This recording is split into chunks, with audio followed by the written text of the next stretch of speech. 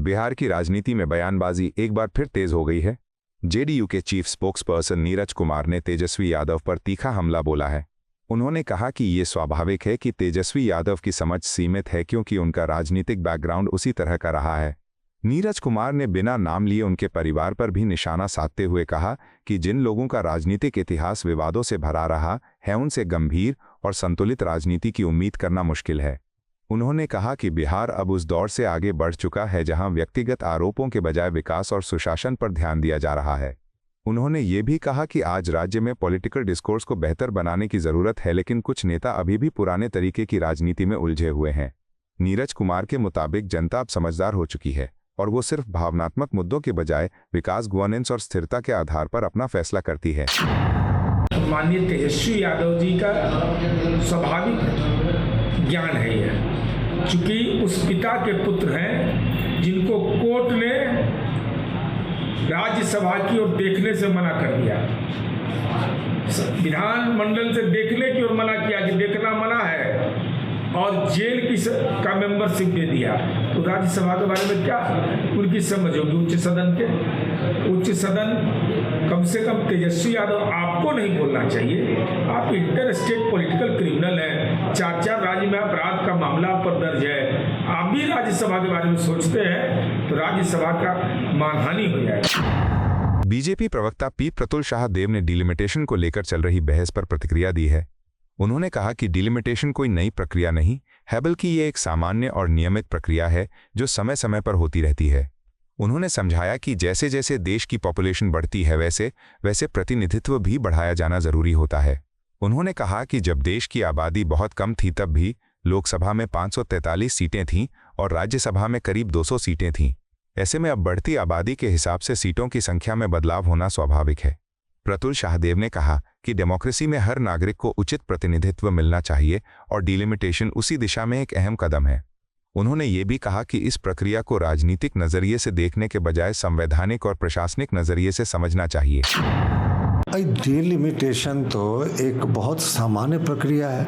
Delimitation तो हमेशा होते रहता है, और अभी देश की जो आबादी बढ़ी है तो भाई हमारे जो लोग हैं सत्ता में उनका मानना है कि और सीटें ज़्यादा बढ़ेंगी, क्योंकि जब देश की आबादी बहुत कम थी, इससे एक 8वां हिस्सा था, तब उस समय लोकसभा में 543 सीटें थी, राज्यसभा में 200 कुछ सीटें थी। तो ये तो जैसे जैसे प्रक्रिया बढ़ेगी तो ये तो बढ़ना चाहिए आबादी के साथ, और विधानमंडलों में भी यही है। तो डिलिमिटेशन में फिर कॉन्स्टिट्यूएंसीज का निर्धारण होता है, क्षेत्रों का निर्धारण होता है, और इस बार महिला आरक्षण बिल को जोड़ा गया साहब डिलिमिटेशन के साथ। हम 2029 के चुनाव के पहले इसको लागू करेंगे, और ये सकारात्मक है, इसका तो मतलब स्वागत करना चाहिए था विपक्ष को। लेकिन कांग्रेस ना आदतन ना कहने वाली पक्ष में है।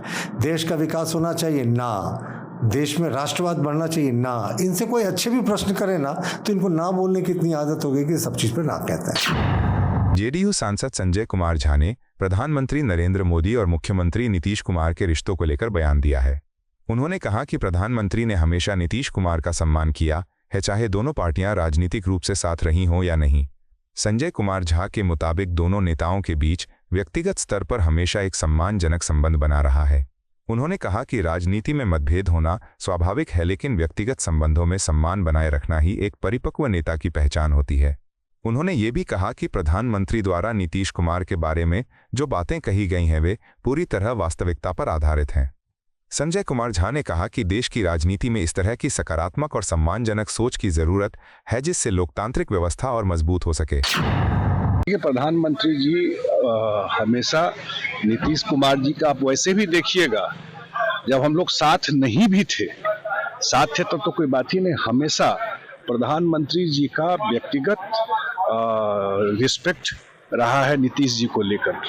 और मेरे ख्याल से उनके काम करने के तरीके को, बिहार में जो बदलाव उन्होंने किया मुख्यमंत्री जी ने, उसको लेकर के जब भी हम लोग भी मिले कभी प्रधानमंत्री जी से, उनके जो व्यक्तिगत भाव हैं प्रधानमंत्री जी को लेकर के जो शेयर किया है प्रधानमंत्री जी का नीतीश जी को लेकर के, वो हमेशा उन्होंने एक सम्मान इज्जत से नीतीश जी के पूरे राजनीतिक जीवन को देखा है।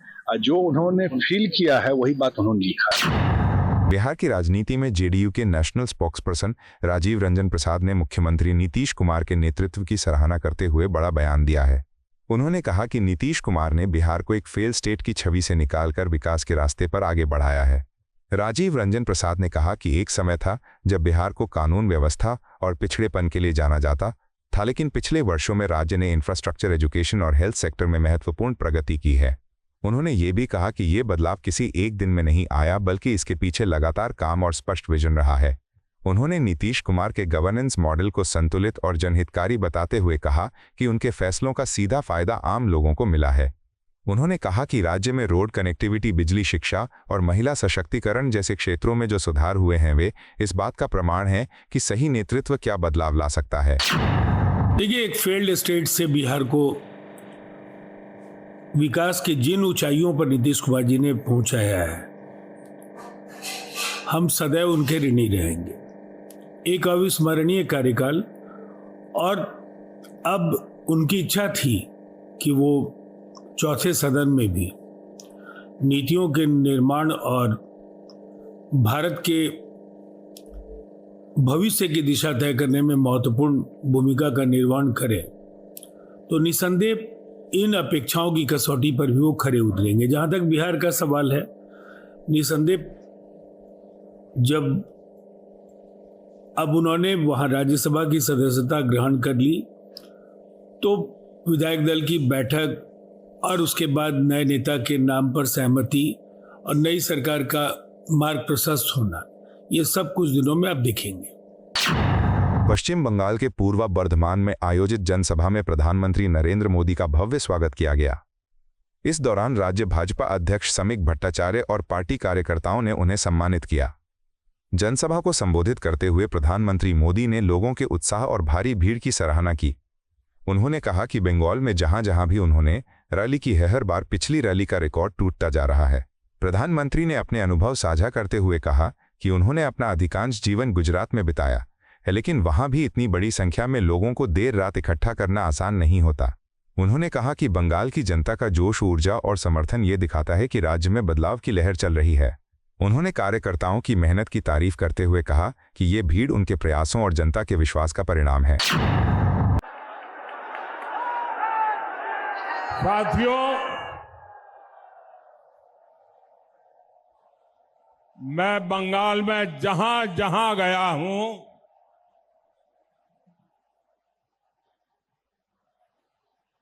पहले वाली रैली का रिकॉर्ड आप तोड़ देते हैं।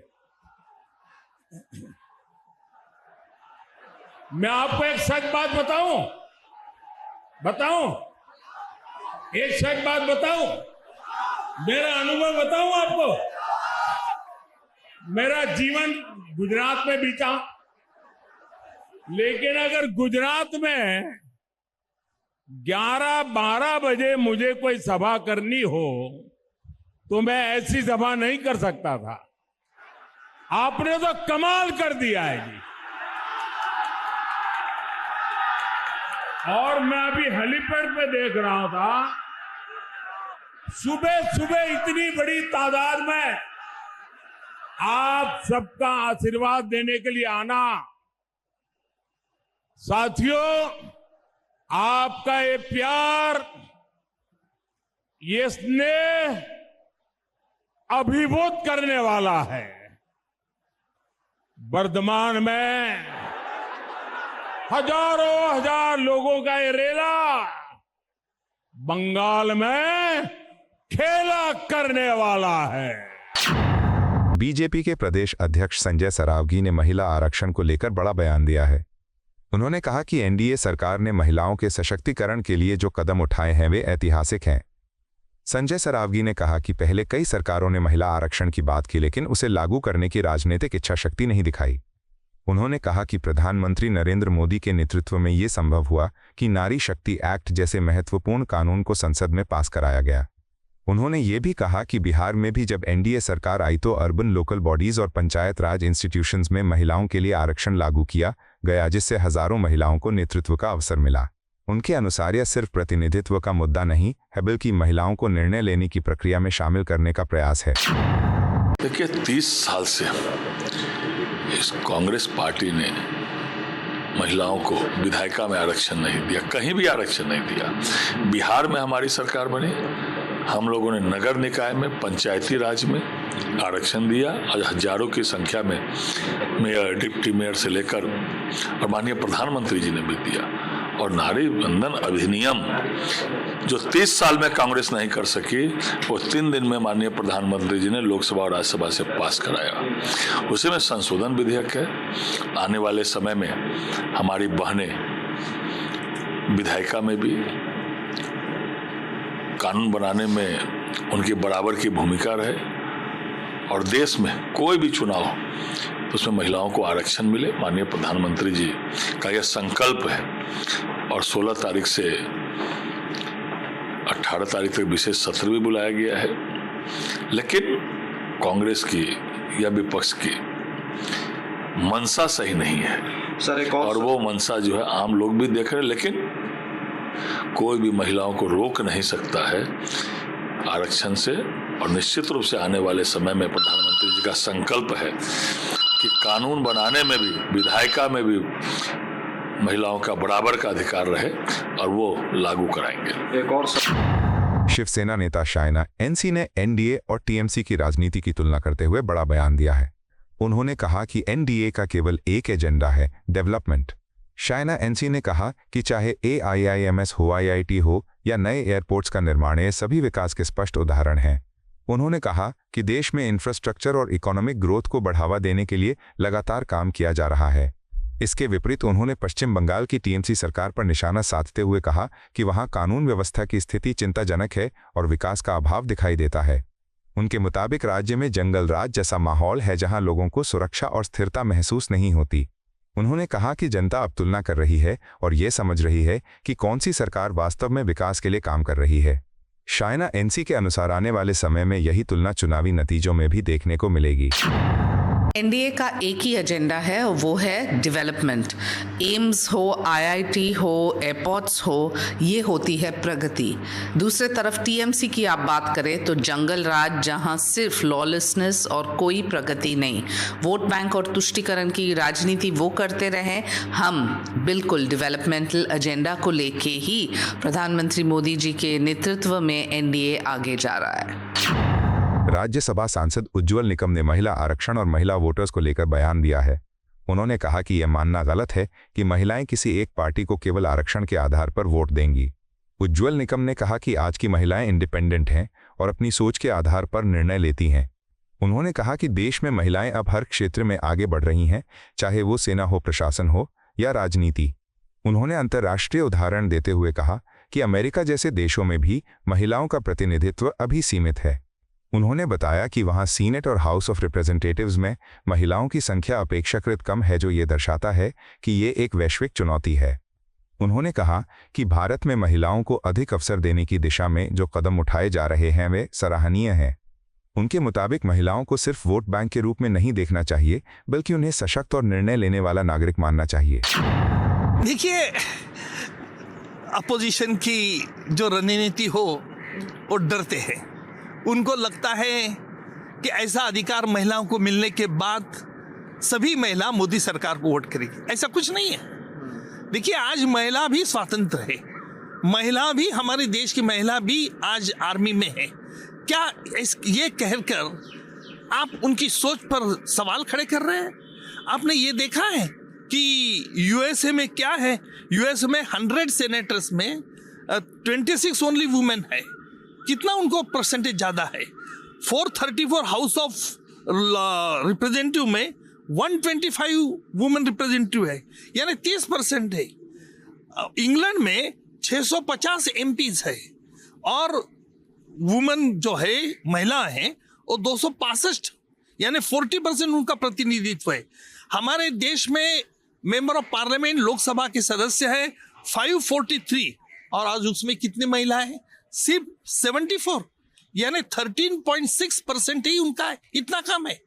तो जो विपक्ष में जो एक धारणा चल रही है, इससे डिलिमिटेशन होगा, ये तो डिलिमिट, उनको तो अधिकार मिलना ही है, जगह तो बढ़ सकती है। और इसलिए महिलाओं के बारे में इस तरह से विपक्ष से सोचना मुझे लगता है कि बहुत गलत है, और मैं पूरे इस बिल के हम फेवर में। केंद्रीय मंत्री अर्जुन राम मेघवाल ने समाज सुधारक ज्योतिराव फुले की जयंती के अवसर पर उन्हें श्रद्धांजलि अर्पित की। उन्होंने कहा कि 11 अप्रैल का दिन देश के लिए बेहद महत्वपूर्ण है, क्योंकि इस दिन महान समाज सुधारक ज्योतिराव फुले का जन्म हुआ था। मेघवाल ने कहा कि इस वर्ष उनकी 200वीं जयंती मनाई जा रही है, जो पूरे देश के लिए गर्व का विषय है। उन्होंने बताया कि फुले ने समाज में समानता, शिक्षा और सामाजिक न्याय के लिए ऐतिहासिक योगदान दिया। खासकर महिलाओं और वंचित वर्गों के लिए उन्होंने जो कार्य किए वह आज भी समाज के लिए मार्गदर्शक हैं। उन्होंने कहा कि ज्योतिराव फुले ने उस समय सामाजिक कुरीतियों के खिलाफ आवाज उठाई जब ऐसा करना आसान नहीं था। उनके विचार आज भी प्रासंगिक हैं और नई पीढ़ी को उनसे प्रेरणा लेनी चाहिए। मेघवाल ने यह भी कहा कि सरकार समाज के सभी वर्गों को आगे बढ़ाने और समान अवसर देने के लिए लगातार काम कर रही है, जो फुले के विचारों के अनुरूप है।